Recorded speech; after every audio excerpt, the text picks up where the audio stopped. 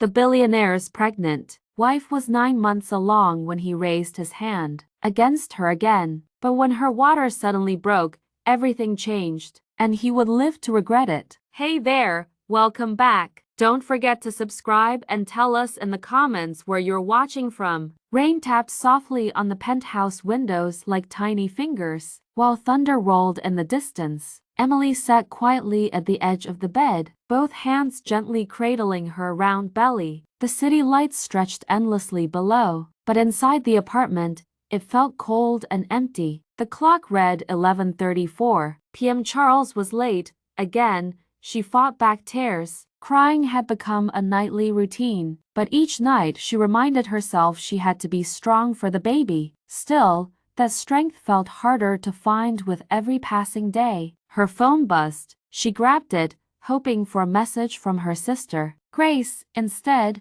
it was yet another news alert about Charles. There he was, all over the headlines again. Billionaire Charles Walker expands empire. Charles Walker's charity brings hope to thousands. Emily stared at his smiling face on the screen. The world saw a kind, successful man, but only she knew the truth. The elevator dinged. Her heart jumped. Heavy footsteps echoed down the marble hallway. Charles never just walked. He stormed in like he owned every room. The bedroom door swung open without warning. Emily quickly wiped her eyes and looked up. "You're home late," she said with a forced smile. Charles peeled off his suit jacket and tossed it over a chair. It was a business dinner. Emily caught a whiff of unfamiliar perfume.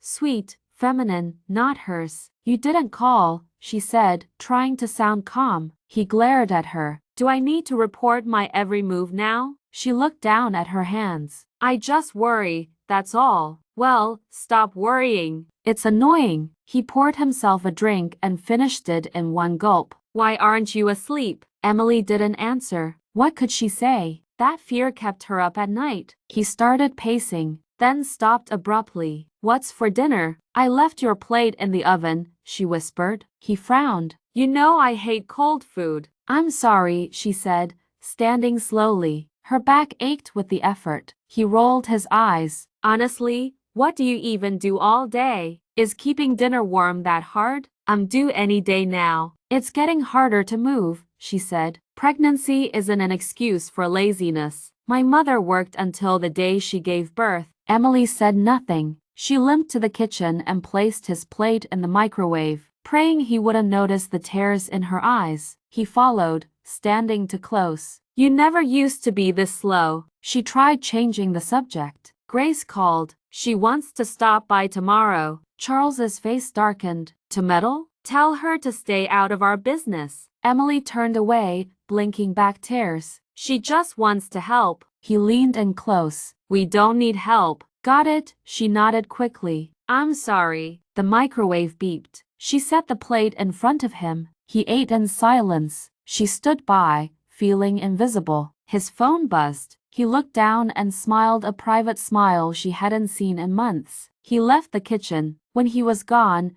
Emily peeked at his phone. The message was still on the screen. From V. "Miss you. Same time tomorrow." Emily clutched her belly, trying not to cry. She returned to the bedroom and sat in silence. Charles laughed softly in the living room. She heard him whisper, "She doesn't suspect a thing." Her heart broke. Footsteps approached. Charles appeared in the doorway. "What are you looking at?" "Nothing." "You spying on me now?" "No, I just..." "Go to sleep. I've got work to do." He slammed the door. Emily lay down, rubbing her belly. The baby kicked gently. "I'm sorry," she whispered. "I'll protect you. I promise." The next morning, a buzzing phone stirred her from restless sleep. Grace was calling.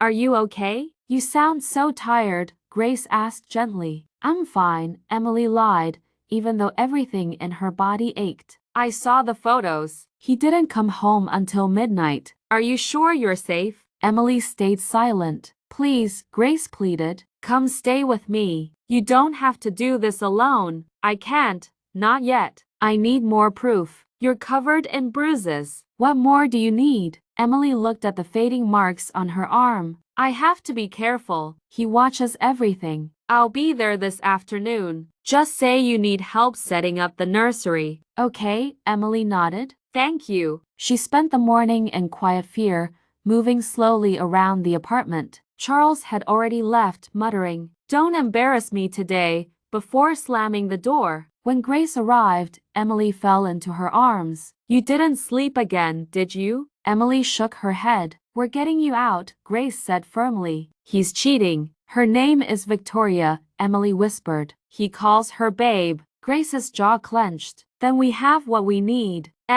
You have to leave. Emily looked down. I don't know how. You won't be alone. We'll figure it out. For the first time in months, Emily started to believe that maybe she could. Later that day, Emily searched for proof. She opened Charles's laptop and guessed the password. It was their anniversary. The screen unlocked. Her hands shook as she took photos of emails, messages, and photos. The front door slammed. Charles was home. Emily jumped, closed the laptop, and hid her phone. What are you doing in here? He barked. Just cleaning. He grabbed her arm, squeezing hard. Don't lie to me. Emily pulled away, terrified. Let go of me. You think you're smart, snooping around? You're pathetic. He shook her hard. You're nothing without me. No one would care if you disappeared. Emily sobbed. Please stop. He shoved her onto the bed. Don't ever touch my things again. She lay there, frozen. He stormed out. She whispered to her belly, It's okay. I won't let him hurt you. I promise. That night, Emily didn't sleep. She had the proof. Maybe it was time to run,